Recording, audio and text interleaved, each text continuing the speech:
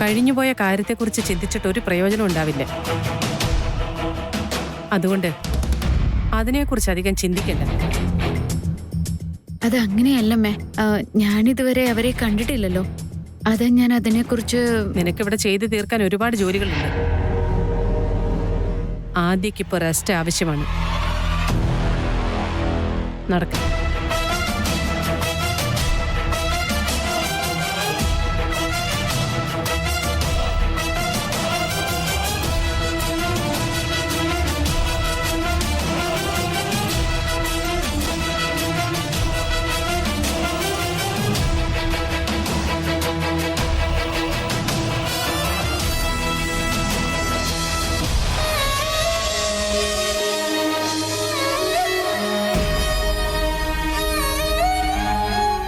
ആരതി, എന്താ മോളെ മുഖം വാടിയിരിക്കുന്നെ? ഒന്നുമില്ല മുത്തശ്ശി. നമ്മള് കാണുന്നതെല്ലാം സത്യമാവണമെന്നില്ല ആരതി. നമുക്ക് കാണാൻ പറ്റാത്ത കാര്യങ്ങളിലും ഒരുപാട് സത്യങ്ങളുണ്ടാവും. ഈ ചുവരിന്റെ അകത്ത് പോലും ഒരുപാട് സത്യങ്ങൾ ഒളിച്ചിരിപ്പുണ്ട്. നീ വിചാരിക്കുന്ന പോലെ ഈ വീട്ടിലെ എല്ലാ കാര്യങ്ങളും അത്ര നിസ്സാരമല്ല ആരതി. അങ്ങനെയാണെങ്കിൽ ഈ വീട്ടിൽ ആരും ഒരിക്കലും സംസാരിക്കാത്തൊരു വിഷയത്തെപ്പറ്റി ഒരിക്കലും അന്വേഷിക്കാൻ പാടില്ലെന്നാണോ? ചോദിക്കാതിരിക്കുന്നതാണ് നല്ലതെന്നാണ് എന്റെ അഭിപ്രായം.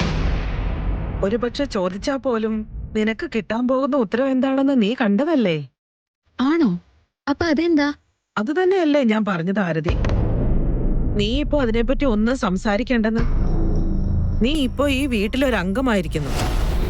പോകെ പോകെ ഇതെല്ലാം നിനക്ക് മനസ്സിലായിക്കോളും. ഇനി ഈ കാര്യം ആലോചിച്ച് നീയായിട്ട് ഒരുപാട് ജിജ്ഞാസ ആകാംക്ഷ ഒന്നും കാണിക്കണ്ട.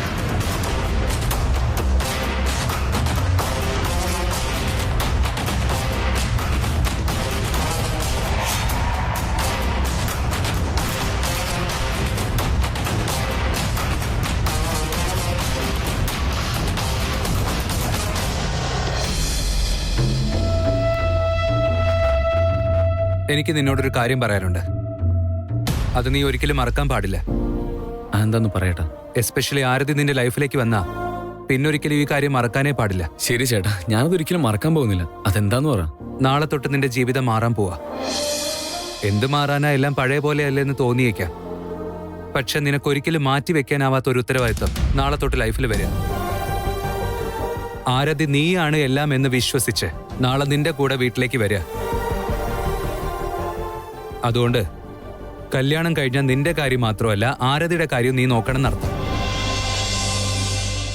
അവളുടെ ആഗ്രഹങ്ങളും സ്വപ്നങ്ങളും സന്തോഷങ്ങളും എല്ലാം നാളെ തൊട്ട് നിന്റെ ഉത്തരവാദിത്വമാണ്. പ്രോമിസ് ചേട്ടാ, ഞാൻ ആരതി നന്നായിട്ട് നോക്കിക്കൊള്ളാം. ഇങ്ങനെയൊന്നും ഇനി ചെയ്യില്ലെന്ന് ഞാൻ ചേട്ടന് പ്രോമിസ് ചെയ്തായിരുന്നില്ല ഒരിക്കലും. ഇനി അത് തെറ്റിച്ചാൽ ശരിയാവില്ല. കുഞ്ഞളി, എന്ത് പരിപാടി നീ കാണിച്ചേ? സിഗരറ്റ് വലിച്ചെറിയുന്നോ? എത്ര രൂപ കൊടുത്ത് വാങ്ങിയതാ? അളിയാ, ചേട്ടന്റെ അടുത്ത് ഞാൻ ഒരിക്കലും ഇനി സിഗരറ്റ് വലിക്കില്ലെന്ന് പ്രോമിസ് ചെയ്താ. ഇനിയും അത് തന്നെ ചെയ്താൽ ശരിയാവില്ലെന്ന് തോന്നി, അതുകൊണ്ടാ. അത് നിന്റെ കാര്യം. എന്നെ കൊണ്ട് ഇതൊന്നും പൂർണ്ണമായിട്ട് നിർത്താൻ പറ്റില്ല. നിനക്കെങ്കിലും പറ്റുന്നുണ്ടല്ലോ, സന്തോഷം.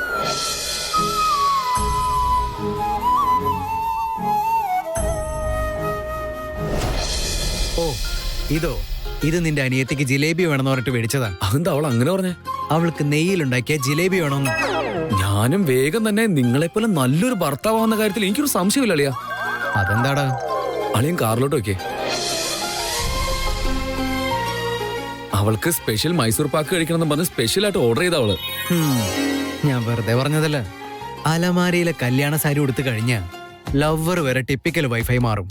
നമ്മുടെ കാര്യം വിടളിയാ. ചേട്ടൻ ഇതിനേക്കാളും വലിയ ഓർഡർ കിട്ടിയിട്ടുണ്ടാവും. തീർച്ചയായിട്ടും കിട്ടണം കുഞ്ഞളിയാ. വലിയ അളിയാൻ വലിയ ഓർഡർ. എന്തായാലും നന്നായിട്ട് പെട്ടിട്ടുണ്ട്. നമ്മുടെ ജോലി നമ്മൾ തന്നെ ചെയ്യണം. പക്ഷെ അവരങ്ങനെ വഴക്കിടാൻ തുടങ്ങിയ ആ ശ്രീവത്സൻ അവരെങ്ങനെ കൈകാര്യം ചെയ്യുമെന്ന് എനിക്കറിയില്ല. ശരി അളിയാ, അത് അങ്ങനെ ഒരു കേസ്. വാ വീട്ടിൽ പോ. വാ അളിയാ. വന്ന് വണ്ടി കയറി. എന്ത് പരിപാടിയാണ് നീ കാണുന്നത്?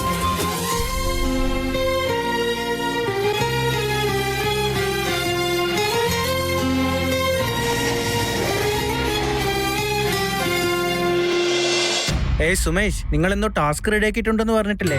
അതെന്താണത്? ആവൂ, അവസാനം നിശബ്ദതയ്ക്ക് ഒരു ബ്രേക്ക് ആയല്ലോ. എന്തായാലും അത് മതി. അതെ ബോസേ, ശ്രീവത്സം പറഞ്ഞത് ശരിയാ.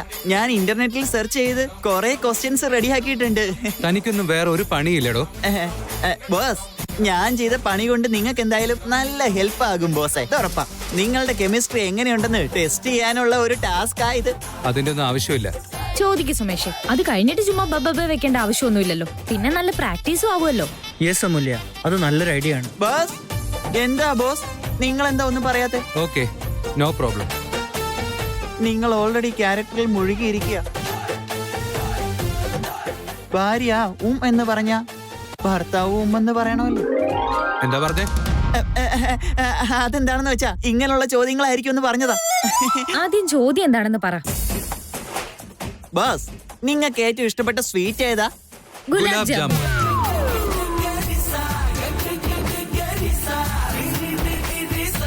എന്റെ ഫേവറേറ്റ് ഗുലാബ് ജാമുൻ എന്ന് ഇവക്ക് എങ്ങനെ അറിയാം? ആദ്യത്തെ ചോദ്യം തന്നെ ഇവർ രണ്ടാളും പാസ്സായല്ലോ സുമേഷേ. Yes yes pass. പക്ഷേ ആരെങ്കിലും ഒരാൾ മാത്രം ആൻസർ പറഞ്ഞാൽ മതിയാകും. ശരി, അങ്ങനെ ആയിക്കോട്ടെ. ശരി, ഈ ചോദ്യം അമൂല്യ മേഡത്തിന്റെ അടുത്ത്. മേഡം, നിങ്ങൾ ഏതെങ്കിലും വീട്ടുമൃഗത്തിനെ വളർത്തുന്നുണ്ടോ? ഉണ്ടെങ്കിൽ അതിന്റെ പേരെന്താ? അമ്മിണി എന്ന. അതവളുടെ വീട്ടിലെ പശുക്കുട്ടിയാ.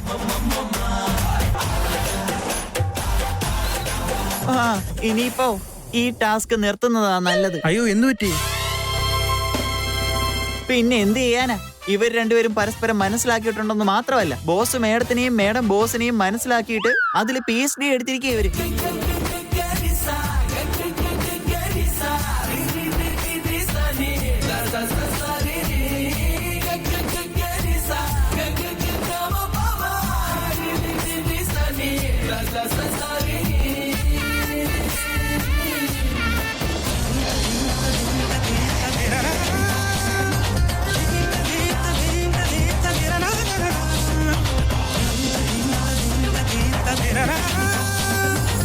നിങ്ങളൊക്കെ ഇപ്പൊ തന്നെ വരുമെന്ന് പറഞ്ഞ് ഞാൻ ഇവിടെ തന്നെ നിൽക്കായിരുന്നു. ചുമ്മാ നിങ്ങളെ കാല് വേദനിപ്പിച്ച് അങ്ങനെ വെയിറ്റ് ചെയ്തിരുന്നിരുന്നെങ്കിൽ കാര്യം നടന്നേനെ.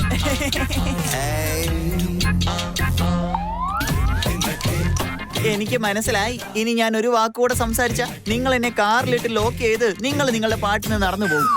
വരൂ, വീട്ടിലേക്ക് വരൂ. Uncle and aunty, let's go. Just shut up.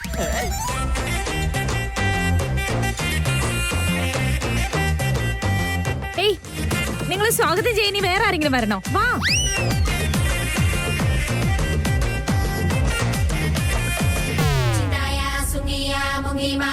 Oh, old sports car.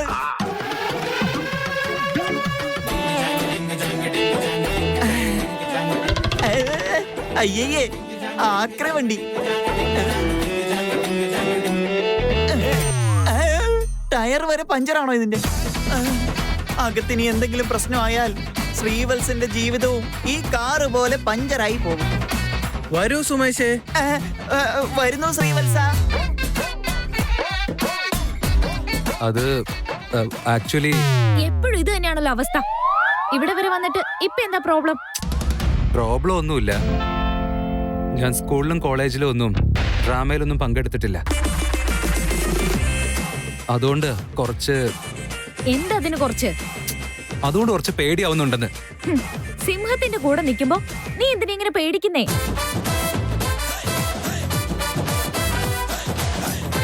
Hello, ഞാൻ എന്നെ കുറിച്ച് തന്നെ ഈ പറഞ്ഞോണ്ടിരിക്കുന്നേ. ആനയും പേടിച്ചിട്ടില്ല, കടുവയും പേടിച്ചിട്ടില്ല.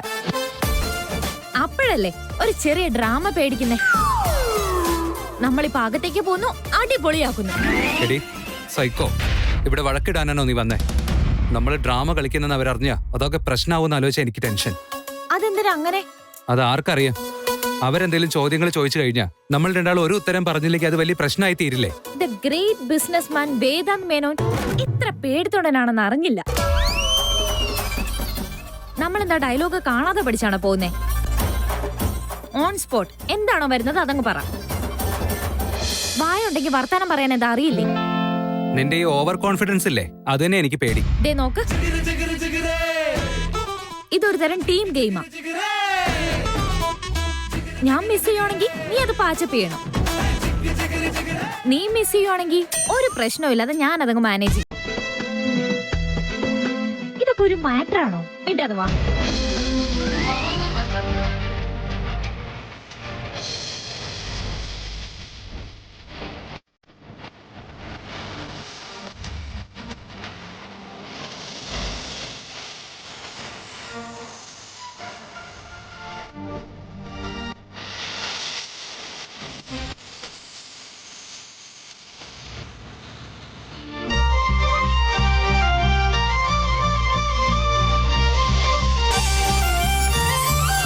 ഹേയ്, എടീ എന്തോന്ന് ഏയ് ഒന്നുമില്ല, വാ.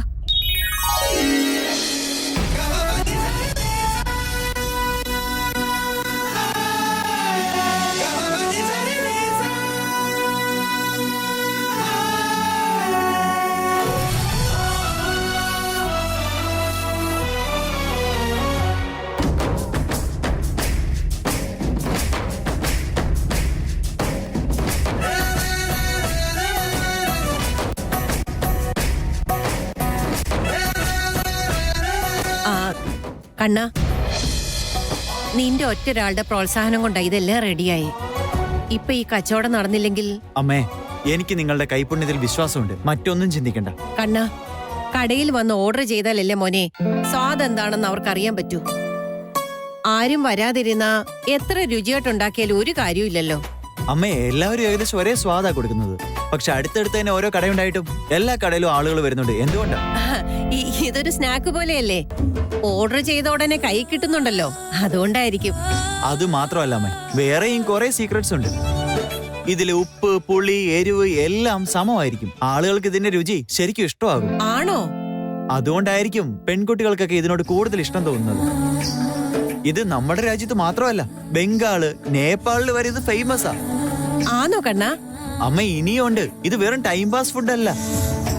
എത്രയോ ബാച്ചിലേഴ്സിന്റെ രാത്രി ഭക്ഷണമാണ് ഇത്. ഓഫീസ് വിട്ട് വീട്ടിലേക്ക് പോകുന്നവരൊക്കെ പോകുന്ന വഴി ഇത് ഓരോ പ്ലേറ്റ് വാങ്ങി കഴിച്ചിട്ടാ പോകുന്നത്. ഇത് കഴിച്ചാൽ വിശപ്പും മാറും, മനസ്സും നിറയും. അതൊക്കെ ശരിയാ കണ്ണ. ഇതൊക്കെ കഴിച്ചാൽ വണ്ണം വെക്കും, കൊഴുപ്പൊക്കെ ഉണ്ടാവുമെന്ന് കേൾക്കുന്നുണ്ടല്ലോ. ഇതിൽ കുറച്ച് അൺവാണ്ടഡ് ഫാറ്റ് ഉണ്ടെന്ന് പറയുന്നത് സത്യമാണ്. പക്ഷെ അതിന്റെ കൂടെ വേവിച്ചിട്ട് പട്ടാണി, ഉരുളക്കിഴങ്ങ്, ക്യാരറ്റ്, ഉള്ളി, മല്ലിയില, മാത്രമല്ല ജീരകത്തിന്റെ വെള്ളം ഉപയോഗിച്ച് വരെ ഉണ്ടാക്കും. ഇത് ആരോഗ്യത്തിന് അത്ര മോശമായ ഭക്ഷണമൊന്നുമല്ല. പക്ഷെ ഉണ്ടാക്കുന്നത് ക്ലീനായി ഉണ്ടാക്കണം. ആണോ? ഇതിന്റെയൊക്കെ പുറകിൽ ഇത്രയും കാര്യങ്ങളൊക്കെ ഉണ്ടോ? എന്നാലും നമ്മുടെ കടയിലൊക്കെ ആൾക്കാർ വരുമല്ലേ? വരൂ അമ്മേ, ടെൻഷൻ അടിക്കേണ്ട കാര്യമൊന്നുമില്ല. അതെ, മേത്ത് തുടരുത്. നിന്റെ മനസ്സിൽ വേറെ എന്തൊക്കെയോ? അതെ, കാര്യം പറ. ഒന്ന് ചുമ്മാ നിക്ക്. നിന്റെ മീശ പറഞ്ഞു. എടി, ചുമ്മാ കുറെ കാശുണ്ടായ വലിയ മനുഷ്യനൊന്നും ആവില്ല. എല്ലാ കാര്യങ്ങളെ കുറിച്ച് നല്ല അറിവുണ്ടാവണം. അങ്ങനെയുള്ളവരാ നല്ല മനുഷ്യര്.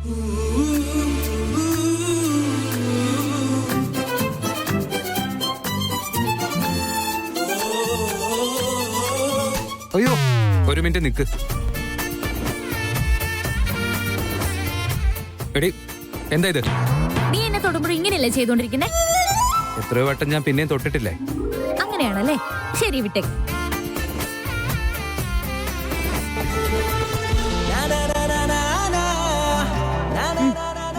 എടി, നിന്റെ വീട്ടിൽ വളർത്തുന്ന പട്ടികളെ വിളിക്കുന്ന പോലെയാണോ എന്നെ വിളിക്കുന്നേ?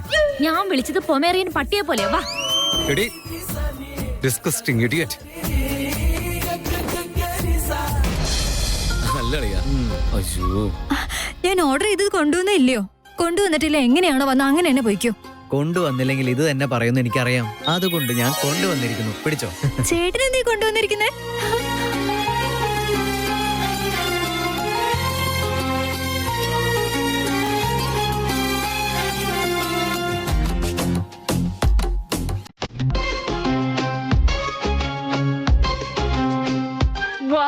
സൂപ്പർ. ഒന്ന് പിടിച്ചേ.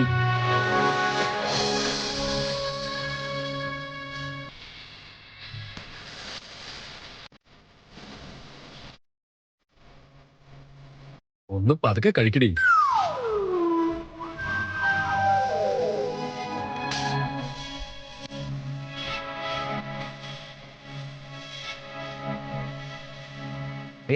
ഒന്ന് പതുക്കെ കഴിക്ക്. എല്ലാം നിനക്ക് വേണ്ടി തന്നെ കൊണ്ടുവന്നതാ. നീ സമാധാനായിട്ട് കഴിച്ചോ. ഞങ്ങൾക്ക് ആർക്കും വേണ്ട. അത് വയറ്റിലുള്ള കൊച്ചിനോട് പറ. അയാൾക്ക് ഇതൊക്കെ വേണ്ടേ? സെയിം നിങ്ങളെ പോലെ തന്നെ കുറച്ചുകൂടെ പേഷ്യൻസ് ഇല്ല. കട്ടിലാളിയാ, എല്ലാത്തിനും നമ്മൾ തന്നെ വഴക്ക് കേൾക്കണം, തെറ്റ് ചെയ്താലും ഇല്ലെങ്കിലും. എനിക്കും കുറച്ചൊക്കെ മനസ്സിലാവുന്നുണ്ട്. അതൊക്കെ ഇരിക്കട്ടെ, നിങ്ങൾ രണ്ടുപേരും എന്താ പറഞ്ഞോണ്ട് വന്നേ? താങ്ക് യു ഭാര്യ. നിങ്ങളുടെ ഈ റൊമാൻസ് ഒക്കെ റൂമിൽ വെച്ചാൽ മതി. ആദ്യം ചോദിച്ചതിനുള്ള ഉത്തരം പറ.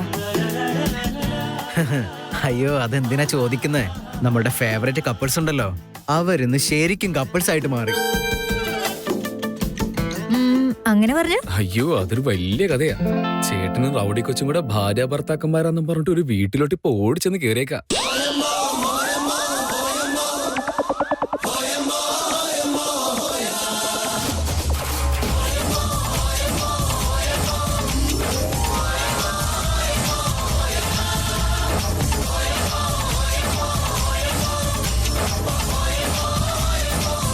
ആണോ?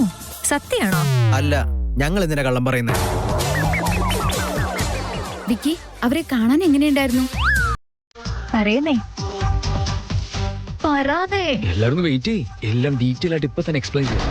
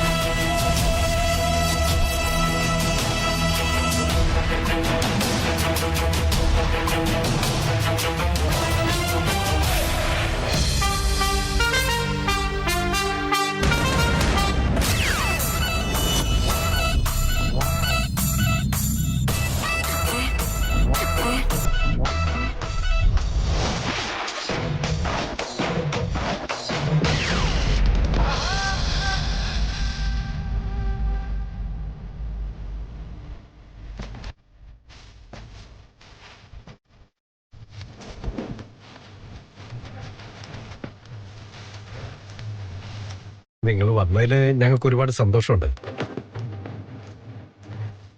നമ്മുടെ പവി നിങ്ങളെ കുറിച്ച് ഒരുപാട് പറയാറുണ്ട്. ഞങ്ങളെ പറ്റി എന്താ പറഞ്ഞാവോ? ഇനി കുറ്റം വല്ലതും ആയിരിക്കോ? ഇത് നമ്മൾ പോലും അറിയാതെയുള്ള ഇംപ്രൂവൈസേഷൻ. എന്തായാലും ടോട്ടൽ ഡ്രാമ സിറ്റുവേഷൻസ് ഒക്കെ നല്ല രീതിയിൽ മാനേജ് ചെയ്യുന്നുള്ള കാര്യം എന്തായാലും ഉറപ്പായി. ഇവര് ഈ കാര്യം ഇത്രയും കാലം ആരും അറിയാതെ കൊണ്ടു നടന്നിട്ടും നമ്മൾ ഇങ്ങനെയാണ് കണ്ടുമുട്ടുന്നതെന്ന് ആലോചിക്കുമ്പോൾ ആശ്ചര്യം തോന്നുന്നു. ശ്രീവത്സം പറഞ്ഞിട്ടുണ്ട് നിങ്ങളുടേത് ലവ് മാരേജ് ആണെന്ന്.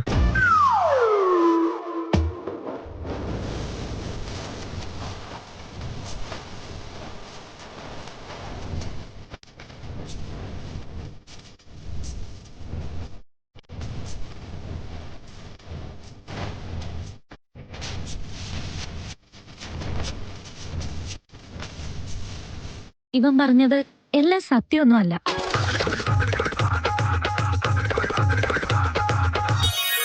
എന്റെ അമ്മയുടെ വീട് അങ്ങ് വയനാട്ടിലെ ഒരു ചെറിയ ഗ്രാമത്തിലാ. വളരെ ചെറിയ പ്രായത്തിൽ തന്നെ ഞങ്ങളുടെ കല്യാണം കഴിഞ്ഞു.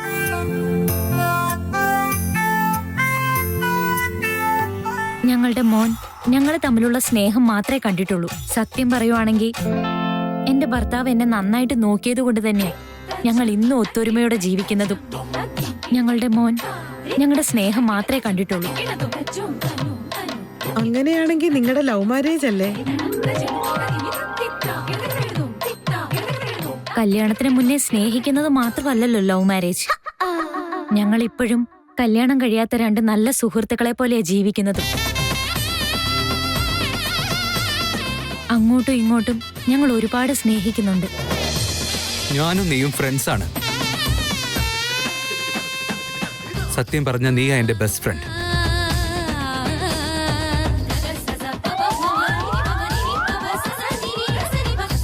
ഞങ്ങളെ കാണുന്നവരെല്ലാം നിങ്ങളുടെ ലവ് മാരേജ് ആണോ എന്ന് ചോദിക്കാറുണ്ട്. അതല്ലെങ്കിലും ഞങ്ങൾ അല്ലാന്നൊന്നും പറയാറില്ല. അതേ എന്നങ്ങ് പറയും. എന്താന്ന് വെച്ചാ ഞങ്ങൾ തമ്മിലുള്ള സ്നേഹം എപ്പോഴും സത്യമല്ലേ.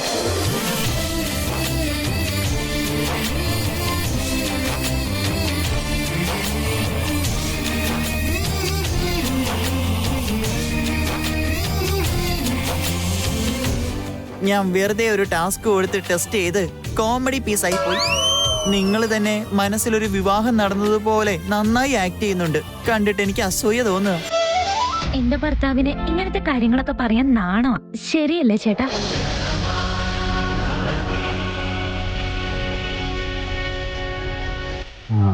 അതെ.